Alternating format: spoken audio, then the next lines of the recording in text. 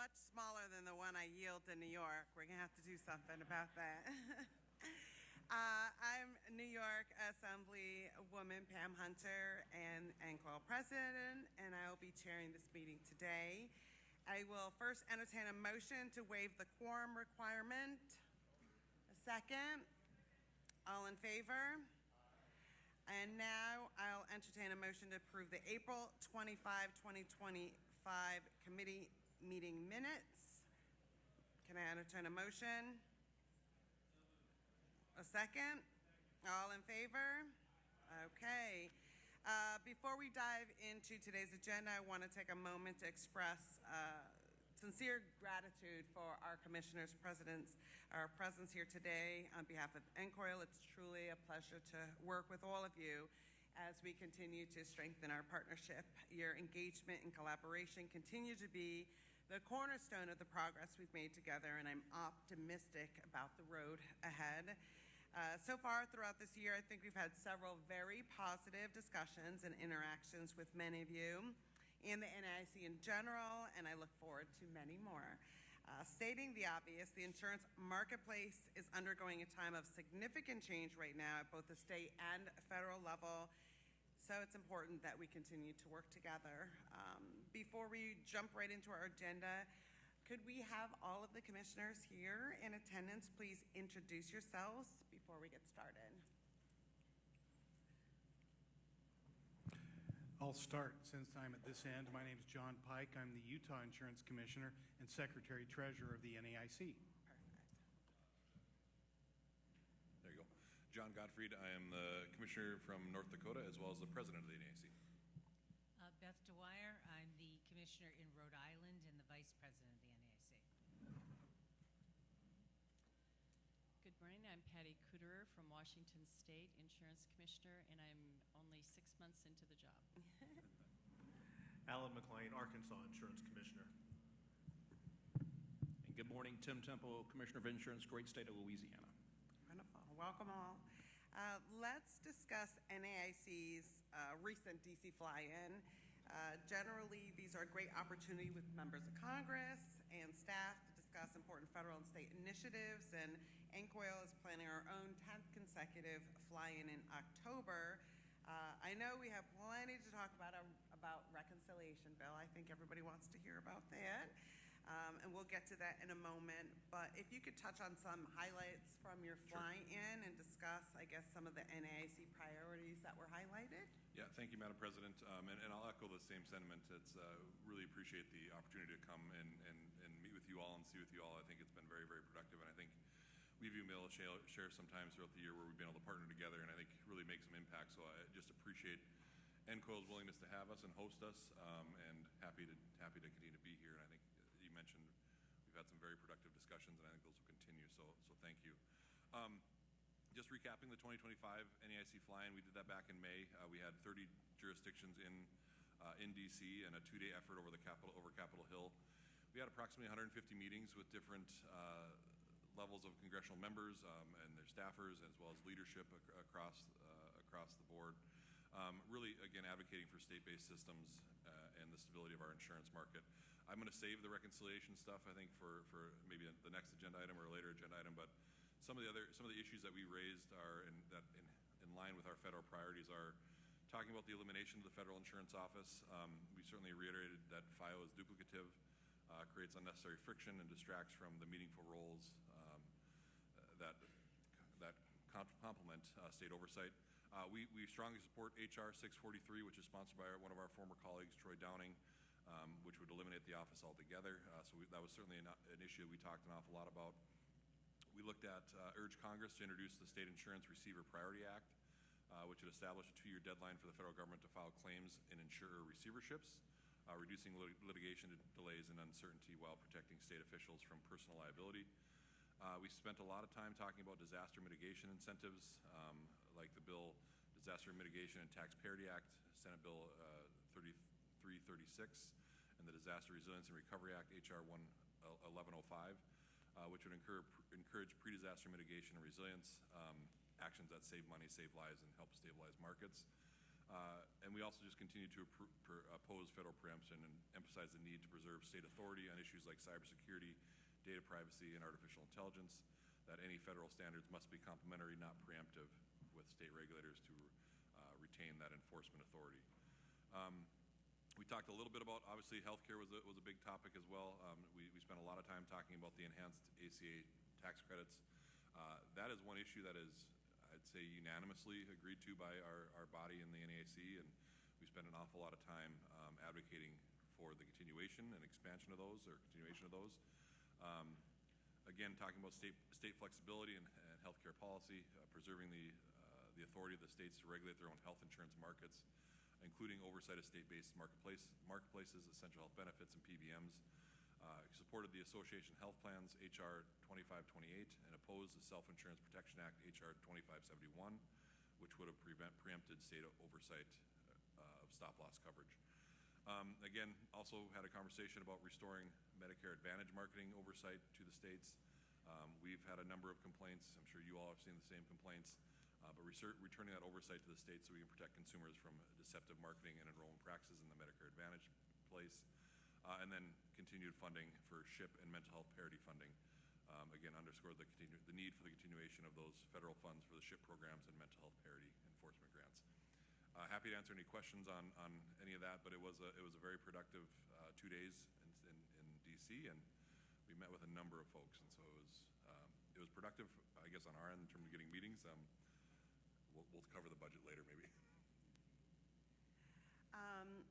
I just wanted to follow up because you did briefly mention relative to the fly-in and I guess preserving the ability of states to regulate healthcare via an amendment to ERISA to add a statutory waiver provision. And I know a bill came extremely close being introduced a few months ago by Congressman Sessions, and he held it.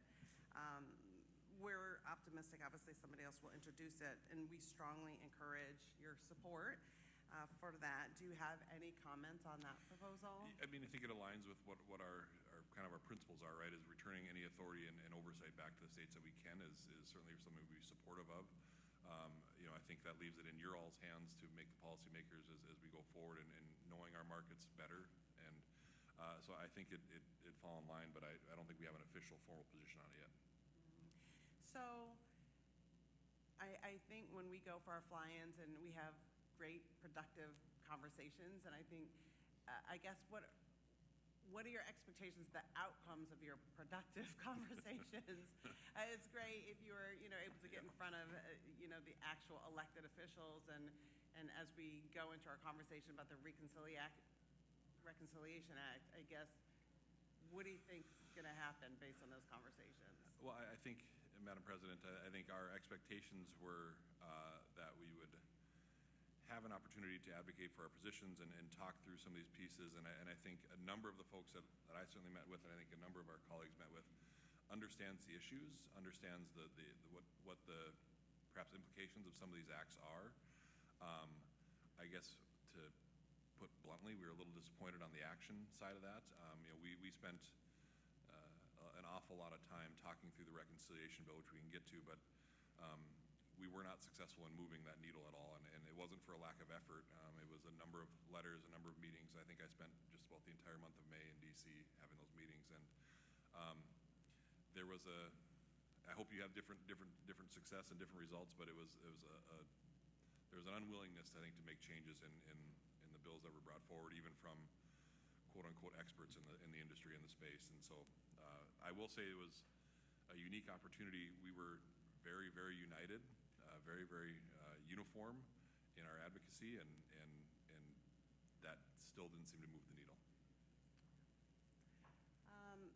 Before we get to reconciliation, because I think that's probably going to be the big part of our conversation here today, I want to make sure my colleagues, if they have any questions for the commissioners about maybe some of the fly-in topics that they discussed. Questions, colleagues? Yes.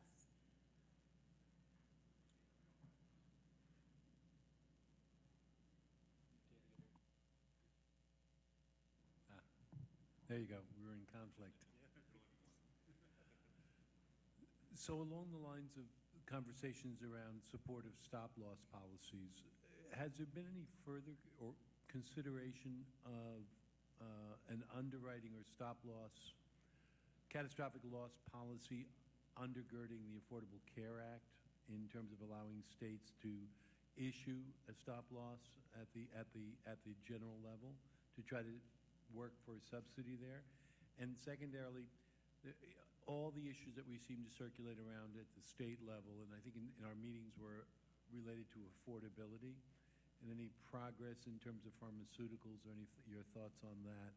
Because I'm hearing tariffs out of Washington, and there was also hearing importation, and I don't know if you have any insights on those two issues. Thank you. On the stop-loss piece, I think we're certainly open to those discussions and certainly open to that, moving forward with that. I'll be honest, I think the majority of our time was spent on the reconciliation package and kind of trying to dig through that and effectively do our best to save those tax credits and some of the other state implications for the state-based exchanges. North Dakota's not a state-based exchange, but there's a number of changes in there that really hamper state authority in those state-based exchanges, and obviously we're opposed to that. On the affordability piece, again, it's a challenge for us in this space is, when you look at the healthcare discussion, you've got the insurance side, you've got the hospital provider side. We don't have a whole lot of authority over that hospital provider side, and a number of states have passed. North Dakota just passed our own PBM regulation. I'm not sure that the effect that's having on bringing down the drug costs. What I'm seeing with effective PBM regulation is helping our pharmacists navigate those contracts with those behemoths at this point, right? And so it's become an avenue for pharmacy and pharmacy support, I think, which is good for our system, right? Good for our state, good for rural areas to keep those pharmacists alive. But in terms of bending that cost curve on the drugs especially, we have not had a lot of success in navigating that. We've looked at the importation programs, even in North Dakota. I think we're encouraged by some of the discussions around Medicare drug pricing and what impact can that have at the state level. I don't know, but my senator from North Dakota brought up a great point in discussing around the amount of money that's spent in this space purely on advertising is amazing. And so, but again, that's not an area we have direct authority over. And so, we'd love for somebody to solve that problem. I'm not sure we've cracked that code yet. Representative Oliverson. Thank you, Madam President. Commissioner, great to see you again. I sort of picked up a little bit on what you said and sort of prompted my mind. We've just spent a day in Indianapolis talking about 340B, and I'm curious to know, based on what you just said, I'm thinking that might have come up in some of your conversations, because obviously 340B is a federal program. It is grossly distorting affordability in our states, and it's one of those things where I don't know that McCarran-Ferguson really helps us all that much. So I'm just curious what the conversations were on that, if there were any. Yeah, at the state level, we had a number of 340B discussions, including some study legislation that was brought forward. We'll be discussing that in North Dakota next month on how to go forward. Really looking for transparency around it right now. We don't have any transparency on where these dollars go. They are mentioned to go to support programs within the hospital system or funding underserved individuals. We have a hard time tracking that as a state. I think as a system as well. And so what that ends up looking like, we don't know. And we've seen some acts from PBMs now that are funneling money into that program. And so and then getting on the back end. And so right now there's such a lack of clarity and transparency to what those programs are actually funding. I think that's the first step, and we're going to try to do our very best to tackle that next month in North Dakota as best we possibly can. But as you can imagine, I'm not sure there's anybody who's supportive of that other than maybe the legislature and the insurance regulators. The hospitals are pretty adamantly opposed to it. The drug companies are pretty much adamantly opposed to it, and that's going to be a challenge to get that information. Well, you mentioned transparency. It was interesting. So there was legislation filed in Indiana this year that basically just required reporting to essentially provide the state with the same, the insurance department with the same level of report as is currently submitted to the feds, just so that lawmakers and regulators could actually see not only how much was the value of the rebates obtained through the 340B program payments, but what were they doing with that money that was supposed to be there to offset indigent care costs and things like that? That was presented yesterday at another meeting I was at in Indianapolis, and I mean, the Hospital Association just had a meltdown about it. And it's like, you're already preparing these reports. You're already assembling this data, and you're saying that it's going to bankrupt you if you have to provide it to the state. I wonder if that's a direction that we could work collaboratively on a model between NCOIL and NAIC. Just say, look, we want access to the data too. You're already gathering it. Why can't we have it? I think absolutely. We had a very similar discussion and an amendment offered in North Dakota, and it brought everybody out of the woodworks of oh my God, you're gonna end this program, and oh my God, what are we gonna do? And so it ended up turning into a study of, well, now we need to study what we want to study effectively. And so, but there's a number. I don't know if it's Idaho or there's another state that did something similar as well, and we're trying to copy some of those pieces, I think, as well. So, but I think you can find a willing partner in us in those discussions for sure. Thank you, Madam President. Thank you, Representative Carter. Thank you, Madam President, and thank you, Representative Oliverson, for bringing this up. I'm from the state of Michigan. Currently, we're entertaining legislation, and we're trying to get as much transparency that we can in the 340B program, because spending 3 days in the Keweenaw Peninsula, I found that a lot of the rural hospitals are closing up there. So it would be very, very important for us to find out exactly what Representative Oliverson said, which is where are these funds going? Are they going to their intended targets, which are low-income communities and rural communities? So I would love to work with you. I attend NAIC. Anything that I can do to help my state see clarity in making this decision before we do something that will really hurt folks. Thank you. No, I'd agree. I think that's it started. The discussion started as rural pharmacy and saving rural areas, and it kind of expanded into the transparency piece. So yeah, I think we're absolutely aligned on that, and we'll continue to take that back. If there are no other questions from my colleagues, let us move on to the discussion about the Federal Reconciliation Bill.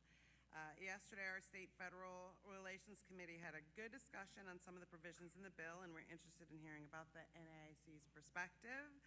I note that the build-up to the bill's passage, the NAIC submitted 2 letters to Congress, one expressing concern on several of the health-related provisions in the bill, and the other expressing concern about the now removed 10-year moratorium on state regulation of AI, which I was pleased to see that. NCOIL also issued a statement expressing similar concerns on those items. You can view all of those materials on the website and in the app. Now that the bill has been signed into law, we certainly have a lot to talk about here, whether it's Medicaid exchanges or other matters. I know that there's still a lot to digest in the bill, but we are interested in hearing NAIC's perspective. And I guess if there's anything positive in the bill, that would be helpful to know. And just to set the stage from a New York perspective, this was not beautiful for New York. This year, we are working on $750 million gap. That's what will affect us now. Going forward into next year, we're talking about $10 billion in New York, and that is related specifically towards Medicaid. That doesn't cover any of the other issues. And so we're having conversations with our health facilities now, and some are laying people off currently. Some are working on cutbacks. Our state budget director has been having conversations with healthcare delivery systems. So this is affecting right now. So even though some of these provisions won't take place until the future, ramifications of the bill are happening now. So I guess from NAIC's perspective, and I'm sure many of the other states here can share similar stories, but from NAIC's perspective, what are you thinking? What's going on relative to this reconciliation? I'll start with the good news. That's not what's not in the bill, and you mentioned already the AI moratorium. I think we were pleased to see that come out, and again, I think we were. I can assure you we were very, very active in this space. Like I mentioned, I think I felt like I lived in D.C. the month of May as we're advocating for these pieces, so reiterating a lot of the concerns that didn't seem to make any changes, but just concerns that we've shared consistently is the expiration of those enhanced premium tax credits. Again, that's one area where we were completely unified on as a body. For my looking at North Dakota as a home state, those expansion of those credits really helped the sole proprietors, the farmers and ranchers, the individuals who perhaps made too much to receive any kind of prior subsidy, but also were unable to afford insurance coverage as it is because they weren't getting it from another employer, any option. So removing that subsidy is going to be, it's going to have a dramatic impact on many consumers as they look at going back into open enrollment. We're in the middle of the rate process right now. I know every state is, North Dakota is as well. And we're going to see some very significant rate increases for those individuals, not necessarily in base rate, but to remove that subsidy, and all of a sudden their rate's up 200 to 400% in some areas. And so it's incredible. And our concern is that the individuals who will buy that, will continue to maintain that policy, will likely be higher risk, and the individuals who are perceived or have the perception that they don't have the risk will not purchase those policies, which then makes that market or that base level much more challenging, and also leads to inherent rate increases. So that's one. The annual eligibility redeterminations and auto enrollments is a challenge, right? This population that we're working on and making sure that they have the coverage and continue to maintain that coverage by requiring the auto enrollment elimination, or having the auto enrollment elimination. We think that's going to create some more gaps in that coverage, and that's a concern that we raised. Also looking at the CSR fundings and what that means, and again, that has an impact on our reinsurance programs that are across the country and what that means to the rates. So I'm happy to open up with my colleagues as well, but it's on the insurance piece, there was a lot of concerns that we raised very aggressively, frankly. And then layering in the Medicaid piece. North Dakota is a little bit unique as well. We expanded Medicaid, we pay commercial rates for that Medicaid expansion population, so that we're trying to determine if that cliff is going to be a little bit steeper when some of these cutbacks come, and what does that mean to not only the hospital providers in our state, but also to the consumers, and where do they go seek their care, and how do they navigate that. So it's a challenge, and we certainly have been in touch with our providers already, and they're trying to make up the pending gaps that they're going to have in financials. The problem at least in North Dakota, again, our insurers are operating at about a 2% margin. I know hospitals are operating at probably somewhat a similar margin, and so we're kind of squeezing this balloon until it pops, and that's a big concern that we have. And again, we were not successful in making really any of those changes in the final bill, and so now we're dealing with what the implications will be. But happy to open up to any of my colleagues if they got anything else to add. I just want to, I guess, I understand, but it's Joe citizen, Joe farmer, Joe person who was able to be a part of the healthcare system with the expansion in some of the states, whether they were blue or red, and wanted to do expansion. And now this has been the kind of law of the land, and this person was able to find, hopefully, some sort of affordable plan. With this, this person may not be eligible to be on Medicaid going forward, which presents a significant problem to hospitals who will now be, again, primary care providers. And so the guidance that you're providing your insurance carriers who are going through the rates now, what are they speaking to relative to the hospitals contacting them saying that they're already not getting enough reimbursement because they want more, but now we're going back to a system where people will use emergency rooms for their healthcare delivery? Yeah, I think the discussions we're having in our state are the requests that are coming from the provider community are upwards of a 20% increase, right, on top of the reimbursement. They're 20% increase in that reimbursement. And it's a complete balancing act of how we're trying to, because 20% reimbursement to hospitals means, simple math, you could say a 20% rate increase, right? And so how do you balance that to keep as affordable as possible, these plans and these policies? And I don't have a real good answer for you right now. I mean, it's going to be a challenge, and I'm afraid we're going to see more uncompensated care. We're going to see more of those individuals who have catastrophic issues in the emergency room because they've delayed care, because they didn't have coverage. And we've been through that before. We've seen the outcomes of that, and it's not positive for our system. It's not positive for our citizens. I don't think we have a real great answer for it right now. Do any of your commissioners want to maybe add something before we open it up to questions from my colleagues? I'll just say that again, already in our state, in Utah, our hospital association has already reached back out saying to legislators and to our federal elected officials saying this is going to kill us. So just corroborating what President Gottfried said. So it's a concern. I think now they want to talk, but I'm not sure what's to be done about it just yet, especially in a timely way, so. Well, just one piece to add is the complexity around this is the plan year 2026 is already set. I mean, we're in the final stages of kind of approving what will be available in 2026. And our initial discussions with Congress was, okay, if you want to make changes to these things, you've got to give us 18 months, 24 months lead time to make these changes because of the way the insurance market and system works. Those ideas were rejected as well. And so now we're in the middle of, my concern is we may have something come in November, October, December, before this Congress ends saying, oh, okay, we're going to approve the tax credits now because we've heard the outcry during the open enrollment. Well, that's going to be a challenge for the market to respond to that in the middle of open enrollment or at the end of open enrollment. And so we're really up against the deadline of what's going to be available in 2026. I guess I'm just interested in, I guess, full candor in your conversations, and you mentioned, you were there for the month of May, and everyone was advocating, for the same thing. How do you go back to your constituents? Because they're all of our constituents in just a different fashion, and even the federal representatives, to go back and say, you don't qualify anymore.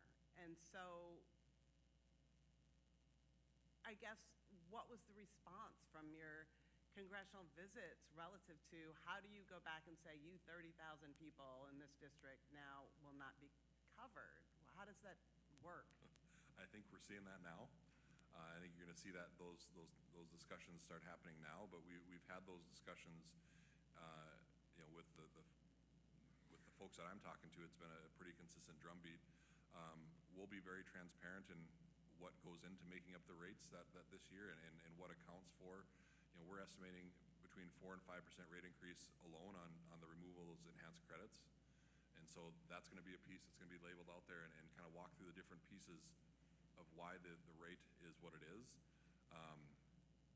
But yeah, I don't think people quite understand yet what the impact will be next year and what it means to not only the Medicaid population, but also the private pay population who cannot receive their health care from any other source other than healthcare.gov because they're either a sole proprietor, they don't qualify for anything else.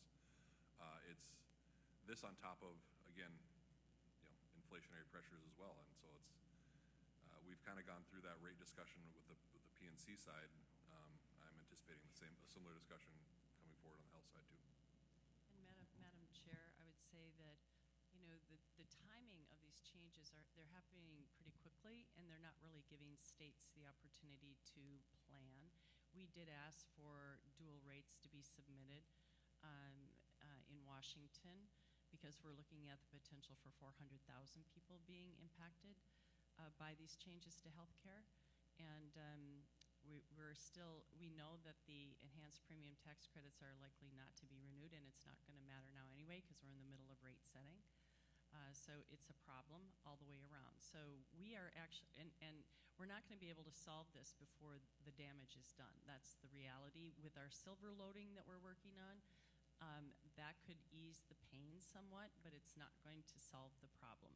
And so we're also looking forward thinking now as well, so that how quickly can we get into a 1333 waiver situation and maybe work with other states to see what we can do to make sure that people are able to access affordable health care. And, it's a daunting task, but we definitely moving in this direction for a while, and had established a commission to be looking at this sort of thing. So we're already ahead in that respect. But the reality is people are going to be hurt. And I'm very straightforward with them when I go around the state and talk to them about what's happening. And we also know that because of this, the people who are the sickest will figure out a way to pay that higher premium and stay covered. And those who are healthy will self-select out of the system, and we're going to see a sicker pool and higher utilization and increased premiums for everybody. I mean, this is just this is a lose, lose, lose, lose, lose all the way around. And I'm certainly open to ideas from other states, what they're doing to ease the pain. But as far as I can see, that I don't see there's any way to completely remedy this problem. I think on the 1333 waiver discussion as well, there are other changes in the bill that will impact that funding as well. So North Dakota, we've adopted a 1333 waiver. We've gone through renewal now, and we're anticipating kind of worst case scenario is looking at perhaps losing 40% of those pass-through dollars, which support the program that then fund the very high risk, the high cost individuals. That led to a 20% rate decrease in North Dakota when we first implemented it, and we've been able to maintain that. It's almost becoming a confluence of storms, right? Where it's all of a sudden, if that reinsurance program is not self-sustaining, that'll be another rate increase on top of the rate increase on top of the rate increase, and so there's some trying times in healthcare right now. Just with the distressed hospital pool, I guess I was just thinking about going downstream, and I had made mention about, and I guess some states don't, have unions, but in New York, an example would be as you're going through collective bargaining, and the units would, you want to make sure that workers getting paid fairly and wanting to keep up with the cost of living. But there is definitely a disconnect between the hospitals don't have margin now with a negotiation of increases, and then the potential for reduction of reimbursement. That is not going to be a situation that will leave hospitals viable in the future. Yeah, I think there's a misconception on a number of parts on whether it's the hospital discussion, the consumer discussion. I think, at least from my experience, I think there's an assumption that there's this giant pot of money that insurers are always sitting on, and that you can absorb a higher reimbursement rate because those greedy insurance companies are taking all the money. And not to say that there aren't bad actors in the space, but at least from my state, looking at my state, it's a very heavily regulated industry, and so somehow this system it's generally hospital versus insurer, and there's that natural tension. But right now they're both getting hit, and so there's got to be a way to come together and figure out, looking at how do we deliver healthcare in this country. I think is a broader discussion that probably needs to happen. But we're a little bit behind the 8 ball with the changes that are coming and the impacts for next year and what's that mean for our system going forward. But there's misunderstanding, I think, all over the place on where the healthcare dollar comes from, because of higher reimbursements means higher rates to the consumers who already can't afford the coverage as it is. And so, Are you at NAIC, and I definitely want my colleagues for, with questions, at NAIC giving any kind of generalized reduction, spending reduction anywhere where you say, okay, if we're doing cuts, this is across the board? Because that's what's going to happen. In New York, it's just going to be, if you're taking 5% or 10, whatever it's going to be, you're just like, everyone lops off. Well, it's hospitals, education, whatnot. I mean, there is a trickle down, but I didn't know if there's anything that you targeted to say, if there's any way we can increase efficiencies, reduce spending in some ways. We're always talking about that, but we're at the point now where reductions will have to happen. Is there anywhere where you see that maybe that there could be room for that? and I'll lean on my colleagues as well, but I tell you, I've been having those conversations with my healthcare providers in the state for a number of years about how do we become more efficient, where can we find savings within the system. I wouldn't say it's been met with an open ears, and there's kind of, John, let us do our hospital thing and you just pay, and so in discussion around, we did a healthcare cost study back in 2019. Releasing it in 2020 at the beginning of the pandemic is a fantastic time to release a healthcare cost study. Not really. different metrics and different drivers, and I'll give you an experience that I had with our hospital association. We had 13 recommendations, 26 different drivers. I said, pick one. I said, I'll work on you with, well, let's find one. If we want to decrease utilization, we want to shorten inpatient stays, you pick the metric, we'll work on it. They said they'll take it back, and I never heard from them again. And so there is that push and pull between the two systems and two industries that it's not doing the consumer any good at this point. And so I don't know how to get over that. We've been working on that, I think, in North Dakota for a number of years, but I'm afraid some of these cuts or reductions are going to be pretty draconian, and what the impact is, I don't know. Representative Mayfield? Thank you. I had a quick question. Have you looked, this is for the Hospital Association, have you looked into the impact of the more than probable increase in charity care? We know all these individuals are going to be kicked out of the system. We know they're not going to have access, so they're going to be presenting at the hospitals, because that's what people do when they're, really sick. They just go to the hospitals, and then they don't pay these bills. So what is going to be that impact, and how are hospitals going to be able to absorb these massive losses? Yeah, I mean, I think there'll be an increase in uncompensated care, absolutely, and I think they usually absorb that through either federal funding, state funding, or private pay funding, and so that'll have to get compensated somewhere. I think another piece that we've uncovered as we've kind of done some of this analysis is what actually is charity care, right? And so, I'll use North Dakota as an example. In that, as part of that study we did, we looked at the charity care programs across our system. Some are very good. Not everybody is bad, but we also have a system in our state that you can't have more than $600 in your checking account, and you can't have a car.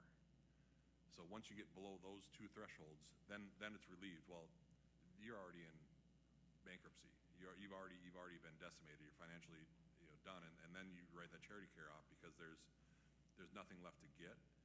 And so it's a matter of, I don't know what those programs look like and how do you get some more clarity and consistency around those.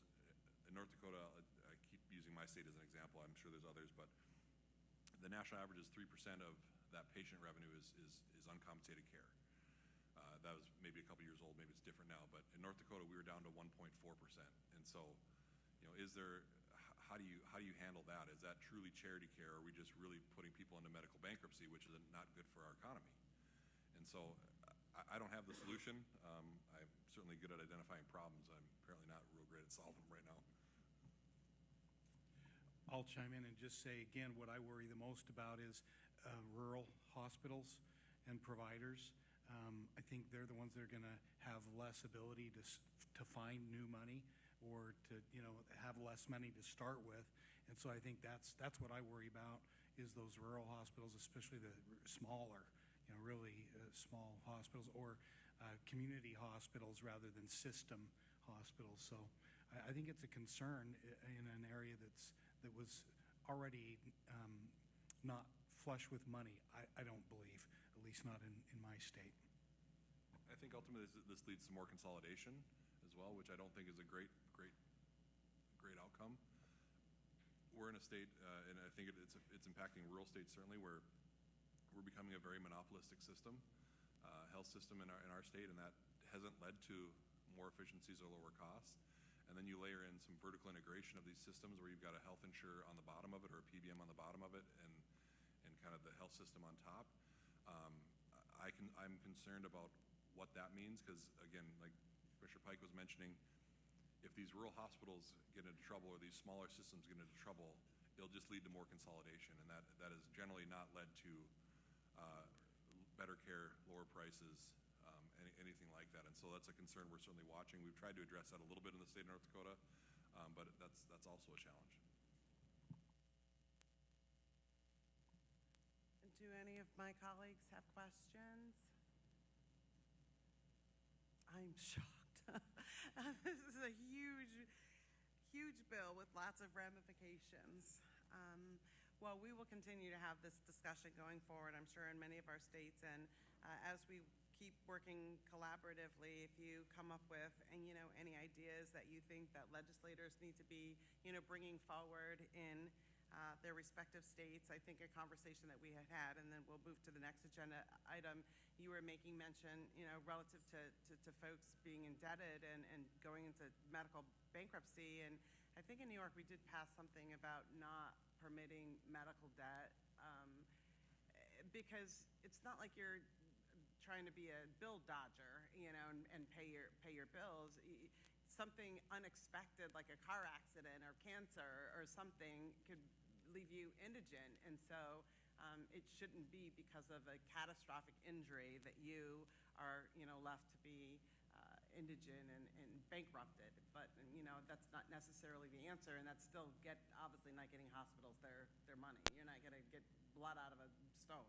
Yeah, it's really hard to, this is a bill that you never know the complete cost, right? And so it's usually an unexpected event or something like that, or whatnot. And even as you present to the hospital, you have no idea what the outcome or what the bill will be. And so I frankly agree with you. It's a little challenging to then throw that into the collections or what have you, because it's an unexpected unknown. And does hospital transparency play into that? Is there transparency aspects in that as well? I don't know, but it's truly one of the areas where you have no idea what the ultimate bill will be after you receive the service. Okay. Next up is a discussion on the NAIC's request for information regarding possible development of an AI model law. And obviously, we just can't get enough of AI. It continues to dominate our headlines and discussions, both related and unrelated to insurance. And yesterday, our Multi-Lines Committee held its first discussion on a model law governing insurers' use of AI. That model's on page 34 in your binders and on the website and app. And as the sponsors of the models noted yesterday, really it was just conversation starter, and it did start a conversation yesterday. Just thinking as legislators dealing with these issues back in our states, and what we should be having discussions on in national forums here, NCOIL and other places, and just really what makes sense. As an aside, and you have a note here, in the news recently, I guess there was something going on at Hertz, the rental car, where they implemented a program where AI scanners were inspecting vehicles upon return for damage. And I guess not surprisingly, there have been some huge mistakes, and the end result is consumers were getting billed for something that they shouldn't have. So there's definitely an example. But when you hear about things like that, it does reinforce how important it is to be having these policy discussions about AI, and there should be a level of human oversight involved with AI decisions. So we know NAIC is considering development of its own model law dealing with AI. The NAIC's request for information can be viewed in your binders on page 53 and on the website and app. And NCOIL did submit a comment letter on that RFI, which is also in the meeting materials. Our letter mainly focused on the importance of collaboration and ensuring that if NAIC does develop a model law on AI, it doesn't conflict with what we're doing here at NCOIL, assuming our models don't meld together. So would just like to hear from you relative to your conversations about AI, the request for information, and I guess, where are you now?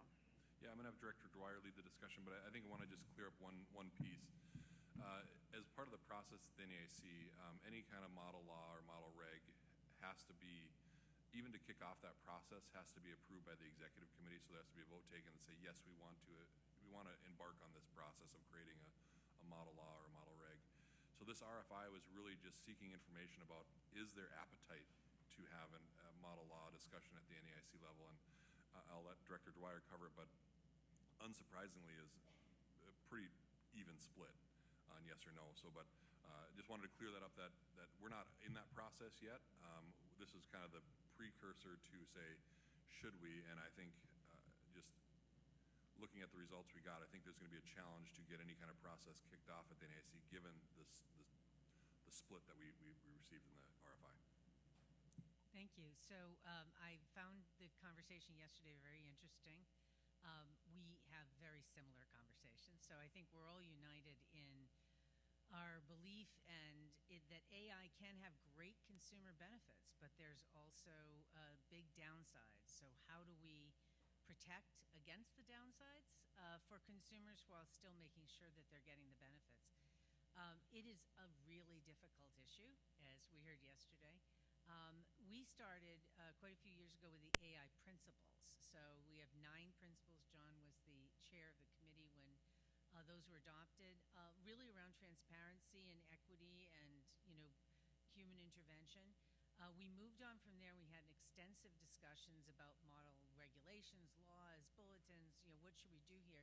We finally settled on a bulletin with the thought that the Unfair Trade Practices Act, which has been enacted by most of you, if not all of you, really provides a legal basis for adverse events against consumers. The bulletin really sets out what our legal position would be should an insurer violate that. It's going to be tested, right? We haven't, every state is implementing it differently. 24 states have adopted it. There's 4 other states that have something similar. And we're moving forward with encouraging the remaining half of the states to adopt the bulletin. The RFI, as John mentioned, was really, so way back before the bulletin, there was a lot of discussion about, should there be a law, should there be a regulation? But I don't know that we'd ever had a formal discussion of that. So I can't remember, and I was general counsel at my department before I was commissioner. I've been around for 25 years. I do not remember another RFI. We normally have some level of consensus on, we want to move forward with something, and what that might be, and we don't have that here. And that is the purpose of the RFI. It is not a statement by the NAIC that we are moving forward with a model law at all. It's a discussion of whether or not we should. And as John said, the comments, they were discussed, I believe 2 days ago on a call, and there'll be additional calls of that working group, really split, right down the middle on kind of what you heard yesterday, right? So we'll continue to work that way. But if there's not consensus among the commissioners, normally it's difficult, just like with this body, to get anything through. So we're going to continue to work. I read that same article as you did, Assemblywoman, and there's a big benefit to having your car looked at after it's rental by AI, because it's fast and it's cheap, and yet there's this huge detriment if you're getting billed for scratches that don't exist. So how do we get to the benefits of that? That's not in insurance, but in insurance there's plenty of areas where that exists. And that's where we're trying to get to, which is where I think you're trying to get to. And we'd be very happy to work on anything that you will, any information we can give you or assistance we can provide. Be happy to do that. I had asked if there was any common ground, like a specificity or something that just jumped out that across, I guess, all lines would be something, because I think we all are just struggling with what is the definition even of AI. But you had made mention relative to data privacy that might be a starting point. But even as we're having these conversations, we're still too late. And so we're wanting to protect consumers from something that we don't know is going to happen, but it's happening, but we can't protect them from it. So it seems like we go around in a circle wanting to make sure we're doing the right thing. Are we asking the right questions? I don't know. Yeah, I agree with you. It's very difficult to come to the right answer. If we're too prescriptive, too, are we cutting off benefits to consumers? So some of the things we do in our day-to-day lives of enforcement can assist this. So we do have market conduct and authority in virtually every state. So consumer complaints and or other indications that a insurer might be using AI in a way that we feel is detrimental, we can inquire and take action if we find a violation. I don't know of any state that has yet found a violation that they don't feel that they've been able to address. But again, it changes every day. So it's just such a difficult issue because, again, outlawing one thing, I heard this yesterday a couple times, and we've certainly experienced this. You outline one thing, and the actor finds the thing next to it that hasn't been outlawed, and the consumer is still harmed. So we're trying to use our other tools to make sure that consumers in our states are not injured. But again, this is a constantly developing issue. And Have you you continue. received, and we're going to go to Representative Meskers next, but you were just mentioned about, I guess, violation. Has there been any consistent violation trends, even though they've been able to work through it? Has there been anything that jumped up saying that maybe in this area we have seen maybe something that we need to look at? So I think yesterday there was a little bit, quite a bit of discussion about the use in health insurance, and that's what I've heard too. Some of these areas where really the use was inappropriate in health insurance. I haven't actually seen that in my state. I have seen a very cautious look at the use of AI among insurers in my state. I think, again, insurers are risk averse, and while this is an exciting technology for them as well, they're a little afraid also. So I have not actually found any, I don't know if anyone else has, any big AI violations at this point, but we're keeping our eyes and ears open. Representative Meskers? Yeah, just probably at some level of repetition of yesterday or commentary. You know, the biggest problems in the healthcare industry as I look at it, and our role as insurance regulators, is the consolidation of providers, the delay in approvals, and the structural issues that are leading to monopolistic practices. So I'd encourage you, if you get to a point on artificial intelligence, to use this as an opening gambit, to consider how can we foster more competition, how we can let individual providers, the private practices, come back into the medical field, where they don't have to have 5 people in their back office to process a claim. So we look at this as not just how is the consumer disadvantaged, but how are all of the parties to the insurance process, the wheel and spokes, how are they all facilitated in the processing of claims? How does the system become more competitive? And because you're worried about the integrity of the honoring of claims, it could become more monopolistic and more expensive and more ethical. And well, at some level, if you don't consider cost one of the ethical components. But we need to look at the delivery of the system, and can artificial intelligence create or foster a new level of competition? And I haven't heard that as part of any of our topics, because we're worried about, in the car case and all these others, the oppressive use of artificial intelligence to delay, deny, or dissemble.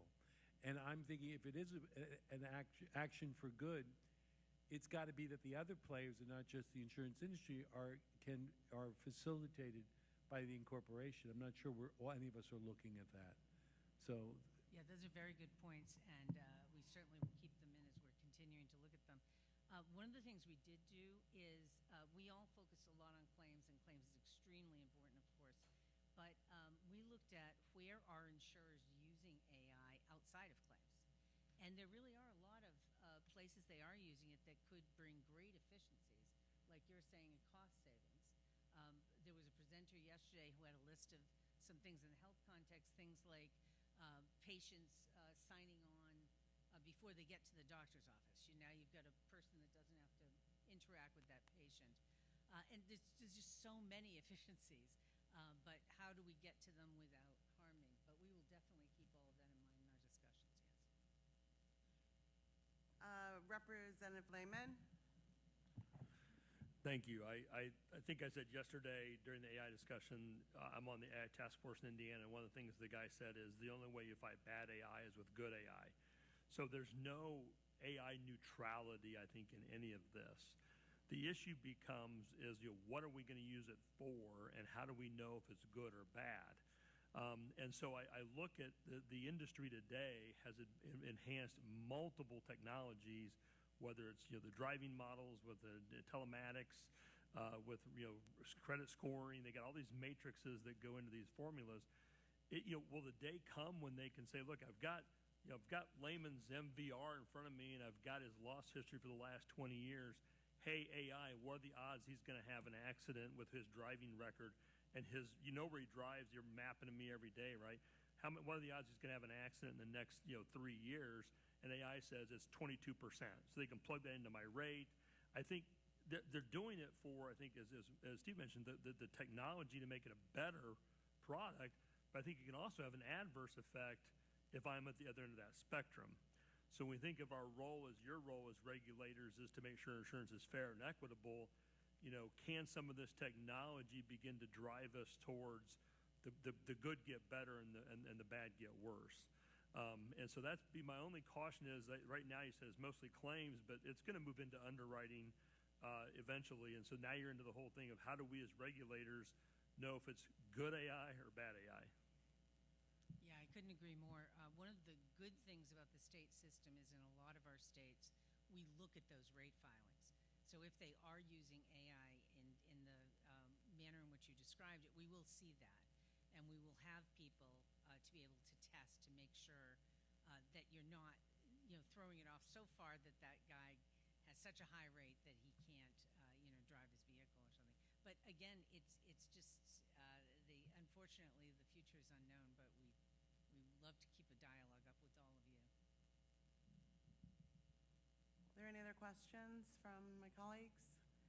We're going to continue having the conversation. Obviously, we kick-started that with our model yesterday, and we got some very lively feedback relative to that. But I think it's important, having these conversations right on topic and trying to everything that's happening. And I think after lunch, actually, we're having a wildfire mitigation discussion, so that really is timely relative to everything that's happening.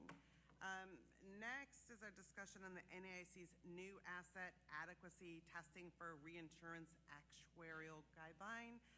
We are aware that the NAIC has been working on a new actuarial guideline in connection with certain reinsurance transactions entered into by life and annuity insurers. And so we just are interested in hearing a little more about this guideline and response to it. I guess, can you provide some background as to what led to the development of this guideline and what the next steps are? Certainly, thank you, Madam President. In early 2024, we identified the need for greater transparency in certain asset-intensive life reinsurance transactions, and this is really over concerns that insufficient reserves could end up leaving policyholders vulnerable. So our Life Actuarial Task Force, LATIF for short, which is part of our A committee, it's under our A committee, which is life insurance and annuities, they initiated work on a new actuarial guideline. So once adopted, it would require life insurers, particularly those that are engaging in long duration reinsurance business, to provide additional disclosures on specific reinsurance transactions with a focus on cash flow testing under moderately adverse conditions. So over the course of last year and the first half of this year, LATIF, that committee or task force, exposed the draft guidelines several times for public comment. We got that. We sought stakeholder feedback regarding definitions and the scope and exemptions. And on June 5th, the task force adopted AG 55, so Actuarial Guideline 55, titled Application of the Valuation Manual for Testing the Adequacy of Reserves Related to Certain Life Reinsurance Treaties. Say that fast 5 times.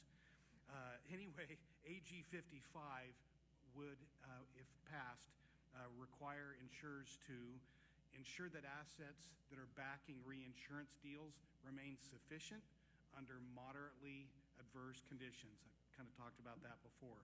So that'd be like market downturns, interest rate drops, conditions like that. It would also, depending on the risk of the reinsurance treaty, it would provide additional disclosures, or they would provide additional disclosures that could include things like cash flow testing to demonstrate the ability of the insurer to pay all claims, all future claims, attribution analysis and or other analyses that would illustrate the difference between the level of pre-reinsurance reserves compared to the retained and assumed level of reserves that would be post-reinsurance. So reports used in other jurisdictions, for example, may be provided in place of additional disclosures if they meet the requirements. So they kind of got that they would have that alternative. Also, they would need to evaluate insurance liabilities and the supporting assets together as an integrated system rather than assessing them separately. For your information, earlier this week, July 14th, the Life Insurance and Annuities Committee, the A Committee, unanimously adopted AG 55. So next steps would be at our NAIC Executive Committee and plenary, which will be at our August meeting in Minneapolis. AG 55 will go before that committee. If it adopts it, then it would take effect for asset adequacy testing as of December 31st of this year. The first reports that are required by AG 55 would be due by April 1st. Maybe we should say April 2nd, April Fool's Day. Anyway, April 1st, 2026, and annually on the same date thereafter. So with that, if there are any comments from Commissioner Gottfried or others, we could go there next. Just one thing to add in. I know we have heard some of the industry discussion around this, and that AG 55 may conflict with the U.S. and EU covered agreement. We frankly don't share that view. We've been in discussion with the U.S. Treasury and continue to work with them, and haven't found that to be true. And again, and this work is, we believe, not only permissible, but it's essential to getting some clarity to, especially some of that the smaller subset of that is also the offshoring discussion that we've been having. And so we've heard the concern. We don't share it, and we certainly believe we've done our due diligence to better understand that and make sure. I think nobody in here wants to put the covered agreement in jeopardy, and we certainly take that very seriously.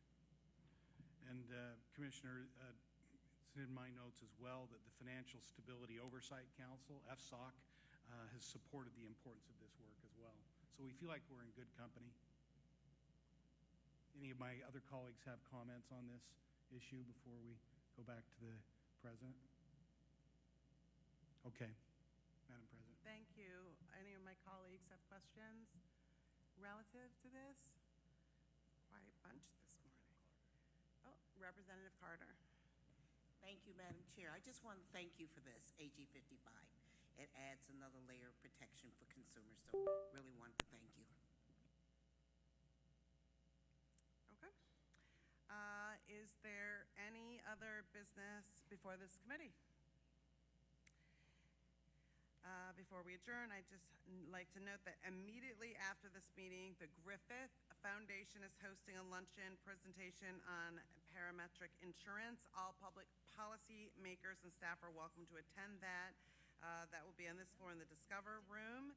And as we had heard before, making mention, because I know you all are going to stick and stay around for health later and conversations, but we are meeting at 5 o'clock for our Women's Caucus. So motion to adjourn? Second? All in favor? We are adjourned. Thank you.